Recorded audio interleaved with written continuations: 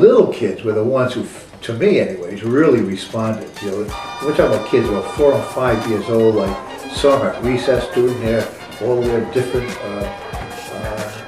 katas that Brett was teaching them, and they were really into it.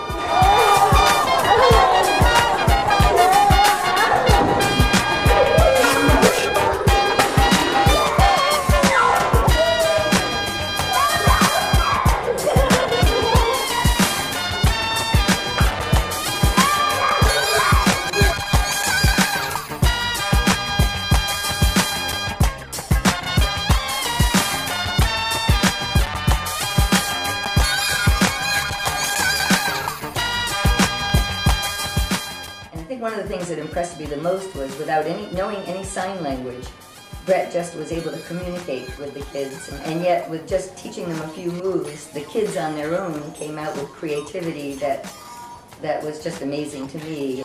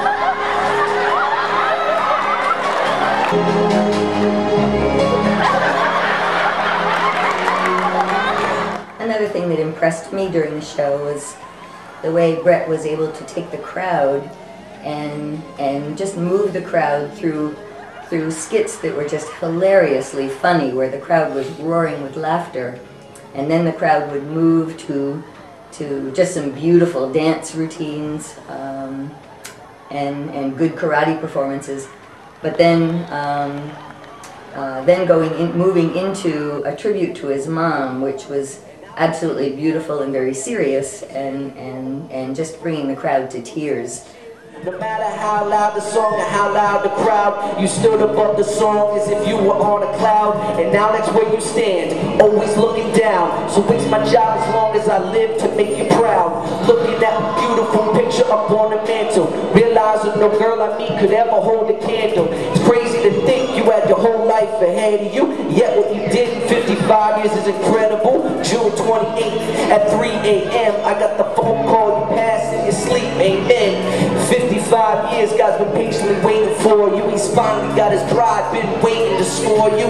You make a beautiful couple like you and Dad did. Sharing 22 years, I was blessed to have it. You had a lot of pride and it's hard for me to swallow it. And you got some big shoes that I gotta follow it. You're a fighter, mom, and you definitely earned your stripes. And though I may tear up in the earnest of nights, and I don't think that I will ever understand, but I ask you save us a spot in the promised land. And until then, cross your T's and dot your I's. I'm sure you're smiling with Grandma Dot by your side. And don't worry, you know I'ma make it by, but I'll miss you to the day I meet you in the sky. It was just very impressive to me the way he had the crowd eating out of the palm of his hand and taking them from laughter to tears to just enjoyment of beautiful, creative dance. He really knew what he wanted to do in this show. You know, I had questions, you know, if he could put it all together and if he could communicate with the kids, but to me anyways, he never doubted himself, and he knew what he was doing, and the show was terrific. Again, can't wait till the day I see you again. I love you, Mom. Miss you. Thank you, thank you. As I look back, I think Diane was a prophet because her instincts were right, and when Brett came, it was a few years later, and Fiji was ready for Brett, and Brett did just an incredible job, and I just think back to my first response was, no way, you know, this is not going to work in Fiji. but she was right, and it's probably one of the best things we've ever done in Fiji for the kids. Brett is a cult hero now in Fiji. The show is 2 hours long, and every day people keep on asking us about Brett, when's he coming back, and the show is so great. I know you're where you want to be. Sometimes I wonder how I'm gonna make it through. Unless you already. M.O.M., my #1 fan. Been cheering for me since my life began. This world threw me for the loop, you helped me land. An angel guided me with an open hand.